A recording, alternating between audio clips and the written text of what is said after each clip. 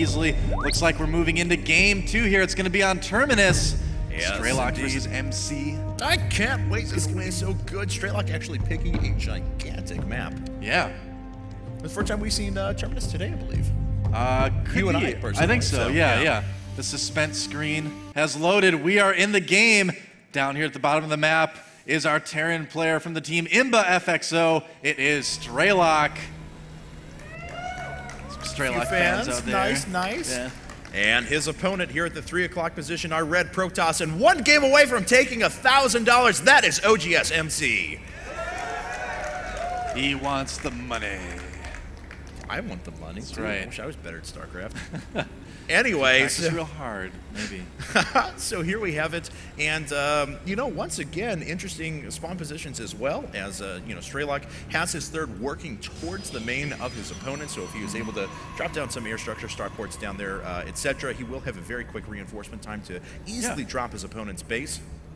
By the same token, if we see MC try some Warp Prism play, which some Protoss are kind of experimenting with, could do very well against the extra expansions of Strelok. Certainly. You know, Warp Prisms aren't as common in TVP, of course. The Marines just own them so hard. Wish they would be, though. Maybe they will be. I've got a feeling that Warp Prisms are going to make an appearance at some point. They're kind of unexplored right now. In a game like this that MC really wants to win, I don't know if he's going to take the chance at experimenting with something that's relatively unused so far, but mark my words, Cat's Pajamas, in the future, we will see Warp Prisms in all matchups. Currently marking your words. Marked. So here we have Strelok putting up his barracks, actually bypassing, well, no, putting it down on 14 again. It went to 14 supply, and it's like, I'm just going to 1-max FE, but no. Yeah, that's interesting. A lot of players, I was actually talking to Sho about this a lot in Korea, about when exactly to get the gas and the orbital now that the barracks takes 5 seconds later, because it does make a difference. I mean, it does throw off the timings a little bit. So, you know, we were kind of like, well, can you get your gas on 14? Does that kind of work okay? Because the barracks is a little bit later anyway. And it looks like Strelok has decided that, yeah, it's okay to get the gas on 14. And I'm not necessarily going to say there's anything wrong with that. I think that could actually work now. Yeah. It certainly seems to be. Yeah, the potential to do a pretty good opening with that last time around. I think we were both in agreement that he could have done a little bit more damage with that concussive shell opening. But we'll see if he decides to move into that again. All signs point towards yes at the moment, says my Magic 8 Balls. We do have a tech lab appearing on that barracks. I don't see a Magic 8 Ball over there. I think you're just making that up. You shut up and don't call me out on that. I feel embarrassed now. Oh, look at this. What is Strelok doing in MC's Natural? He's building an engineering bay. There's a good old blast from the past. Haven't seen that for a while. He knows that MC wants to put that Nexus down. Unfortunately, he's going to prevent it a little bit. He's going to cancel it almost exactly the moment that MC was actually going to put that down anyway. There it is. A little bit later, yeah. Yep. There's the Nexus for MC. So again, Strelok doing what he can just to slow down his opponent. Nice little move there.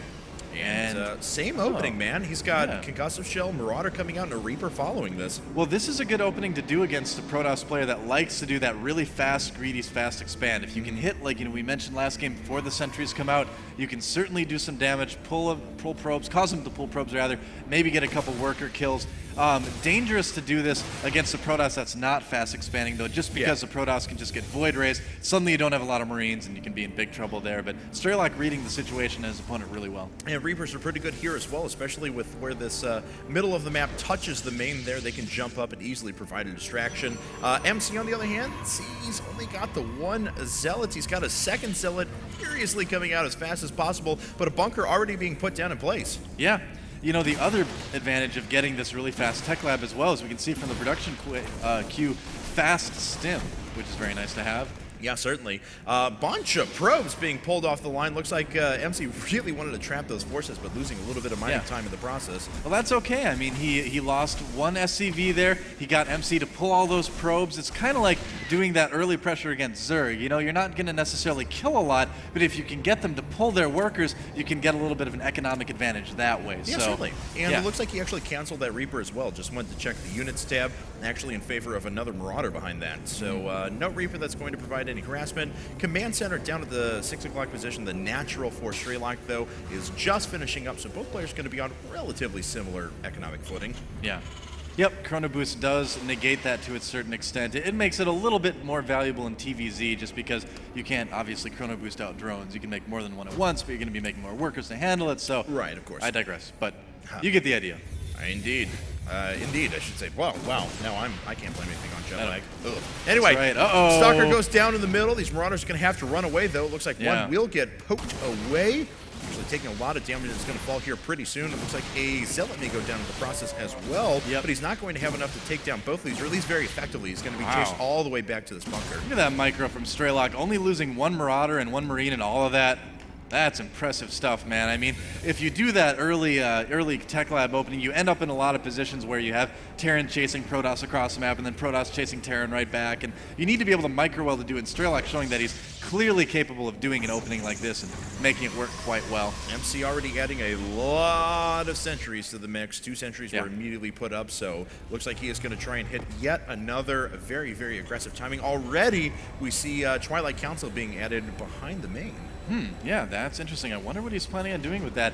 You know, we could see some upgrades from the Twilight Council, of course, but there's also the possibility of Dark Shrine. I mean, if we look around Strelok's base, he actually does not have an engineering bay or anything, so if MC can catch him without a scan and sneak some DTs in there. He does. Oh, he does, actually. Never mind. It's hiding down at the bottom of the map. He's got one.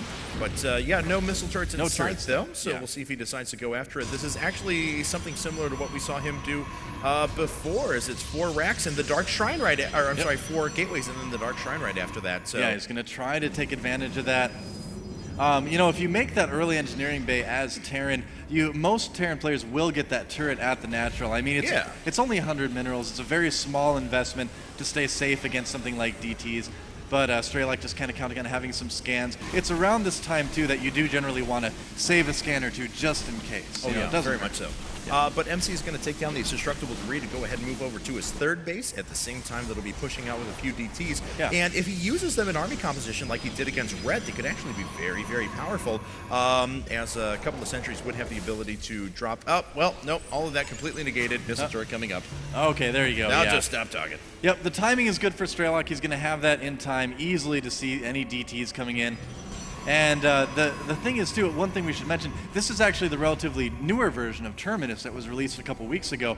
This one, the 3rd, there's no back entrance with rocks to get into the 3rd anymore. Now it's just a wall, and the rocks have been moved to the minerals, too, so you need to kill those before you can take your 3rd. So a little bit different, a little bit easier to take that 3rd and hold it. There's also the appropriate number of mineral patches and things at all the bases, too. And there was a pylon that was appearing here on the low grounds. That, yeah, actually Strelok with a beautiful, don't know if it was luck or if it was just intuition at that particular time to put that down. But MC is trying to find a way to sneak some DTs on the high ground, and that's not going to happen. You know, after that patch where they reduced the pylon range, it was very, very difficult to sneak those pylons in. This is kind of the point of doing all that, is that it makes it harder for Protoss to get that sort of jump on. You can see the hallucinated Phoenix with MC. He really wanted to warp some DTs into Strelok's main there. And not going to have that luxury, but MC is moving over to his 3rd base. Strelok going to hit a little bit of a timing, though, moving out right away with these first medevacs hitting the field. They're joining the fray, going to move out to the middle of the map, and this TT actually going to grab itself. No, not quite a Marauder kill, but does force a scan out of Strelok. Yep, always nice to force those scans as well. Drop being loaded up by Strelok here. Is this going to do damage? Oh, no! There's Stalkers in position. Oh, one medevac goes down right away. MC is so on top of everything today. Yeah, he's he really prepared, is. Man. No, he's like this is Boy Scout Protoss. Really impressive. He's always prepared. Well, I want to see his clinch knot. Anyway, Strelok going to load up and drop once again over to the 3rd. And this is actually going to be 8-gate double forge with Dark Shrine for the time being. Templar Archives being added to the mix. But this drop actually has the potential to do some very real damage. At the very least, cool little decision. His base will go down. Yeah, he may have time to focus the Nexus and get out of there. We'll see. The Stalker's out of position. He gets the Nexus, loads up, hardly takes any damage at all. Strelok, losing just 1 medevac's worth of stuff to kill a Nexus. It's a good deal. So after having a huge blunder with losing the full medevac, is able to take a Nexus basically for free. And you know what? 1 medevac worth of units for a Nexus, not a terrible trade. He is actually going to run into the main one more time, though. Taking down a pylon, depowering a couple of those gateways, depowering all 4 of these gateways, it looks like. And this is exactly what Strelok needs to do to make a difference in that game. Getting away, taking no damage. He's the full medevac alchemist. That's what he is. Terrible pun. Oh my That's right. God. It's no Doa imposter. I'm the real thing. I love it, though. I love it! Anyway, Hallucinated Phoenix still taking a check around, seeing that Strelok is still only on 2 base. But look at this. He's loading up. Oh, actually, he takes out the unloaded medevac, however, so not too much damage done to Strelok. And Strelok's going to be able to clean up most of these forces. Zealot's being brought back now. There are some DTs in the mix, and actually, those DTs are what's really making the difference here. Yeah. Most of those forces did go down. 6 DTs there. Wow. Turning into 3 Archons, a nice little Triforce of Archons there. But that's the nice thing about DTs is you don't always need to be sneaky with them, you know? I mean, you can sneak 2 or 3 into an army, and sometimes if the Terran's not really paying attention during the engagement, you can get a lot of kills, and suddenly the Terran's like, hey, I thought I was going to win that, and then like, oh, I hear the noise, I see the little glimmer, I see Marauders falling into 5 pieces, there must be DTs there. I remember in IPL 2 when White was playing Braddock, he threw, actually it ended up being, I believe, 11 DTs into a late game army composition. Yeah. Braddock had a perfect scan, saw all of them, didn't matter. All the DTs just ran through and destroyed the Bioforce that was sitting there. Yeah, a lot of DPS in those units, of course.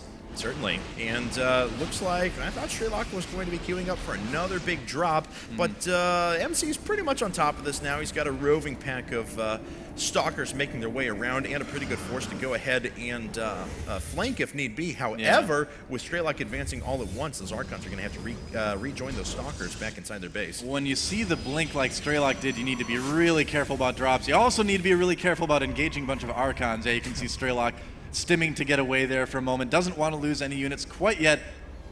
And looks like Strelok actually decided to take the pocket expansion rather than go after the destructible debris and a little bit more, I don't even want to call it more exposed, but easily accessible, warp prisms, that sort of a thing. Yeah. Wants to go after the inside expansion. That's actually perfectly fine. I mean, too, that's a little bit safer way to do things. The only thing is there's a probe at the Xel'Naga Tower, so it is going to see that third. No problem. Yes, it is. So that's picked up on. Also see that it's not an orbital command or anything yet. And it looks like MC wants to engage. He's going to move out with a lot of charge lots. Guardian Shield goes down. A couple of force fields. Don't really trap all that many units. They were okay. But the Archons are going to be able to just move in and clean up the rest. Yeah, that is a hugely powerful army from MC. So many charge lots and Archons, hard to deal with that. But look at this. MC's army getting a little bit split up here because there's a drop in the main. It's doing some damage here, but it looks like it's going to be handled. And back in the middle of the map, Archons and Zealots finishing off the last bio of Strelok. MC is quickly taking a big lead in this game. Is MC going to go 6-0 in the group stages? Beautiful storms go down. Yeah. Oh, man. And now Strelok has very little left. He's down by over 40 supply. Let's take a look at the worker count. MC's up by 11, so he's still down by 30 army supply at the moment. And that army for MC is a lot better upgraded at the moment. 2-2 just about to finish. Look at this Strelok trying to put some bunkers down, but it's not going to work. MC is on the attack, being very aggressive with this army here.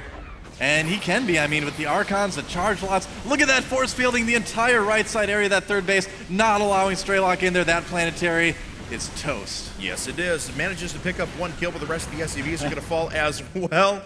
And looks like Strelok queuing up a big, big drop, but we already have photon cannons in place, and some units will be able to be warped in pretty quick. And then MC's just going to move right through the front as soon as he sees that drop. MC is looking pretty prepared for this, man. I don't know if he can really, I don't know if Strelok can really do some damage. We'll have to see. And Strelok smartly warping in all of his units, but we have a ton of Zealots being added to the mix. Those photon cannons just delaying the forces for quite a long period of time. Production structures are starting to be camped, and not many forces left here for Strelok. Nice storm sitting there on the high ground. So many units have fallen. Those are some deadly storms, man. Helen Hunt would be afraid to chase those storms. And Twister jokes. Very well played. MC goes 6-0 in the group stages, winning himself $1,000. Congratulations to OGS MC. OGS MC, man. He is back.